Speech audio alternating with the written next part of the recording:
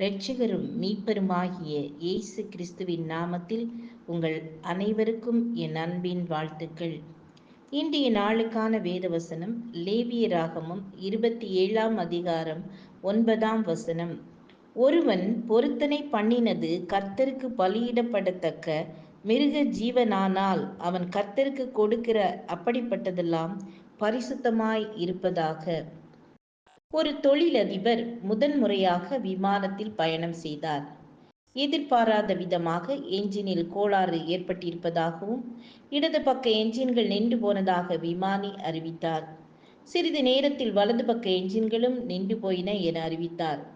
எந்த நேரமும் விமானம் விபத்துக்குள்ளாகும் என்ற நிலை உருவான போது தொழிலதிபர் சத்தமாக ஜெபிக்க ஆரம்பித்தார்.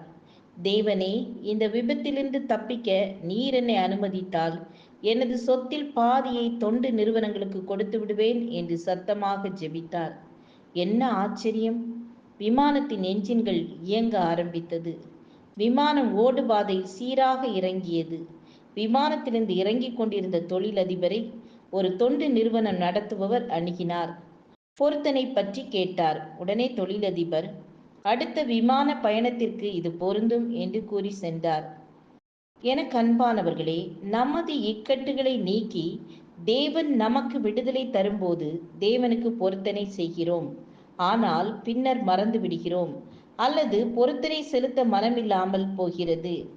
இன்று வட இந்தியாவில் மிஷனரி பணி செய்கிற அநேக தேவ ஊழியர்கள் தங்கள் உயர்ந்த படிப்பு, நல்ல சம்பளத்தில் தாங்கள் பார்த்த வேலை இவற்றை தேவனுக்கு பொருத்தனையாக செலுத்தியவர்கள்.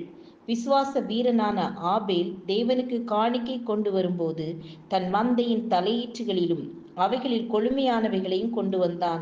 இதை கொண்டு வரும்போது ஏதோ கையில் உள்ளதை வீணாக்குகிறோம் என்று ஆபேல் நினைக்கவில்லை. நாமும் கூட தேவனுக்கு பொருத்தனை செலுத்தும் போது சிறந்ததை கொடுக்க தீர்மானிப்போம். தேவனோடு செலவழிக்கும் ஜெப நேரம், வேத தியான நேரம் இவற்றிற்கு நாம் புத்துணர்ச்சியோடு இருக்கும் நேரத்தை பொருத்தனையாக செலுத்தலாமே. பொருத்தனைகளை தேவனுக்கு செலுத்துவது நேர்மையான சுத்தமான இருதயத்தை நம்மில் உருவாக்குகிறது. ஜெபம் செய்வோம்.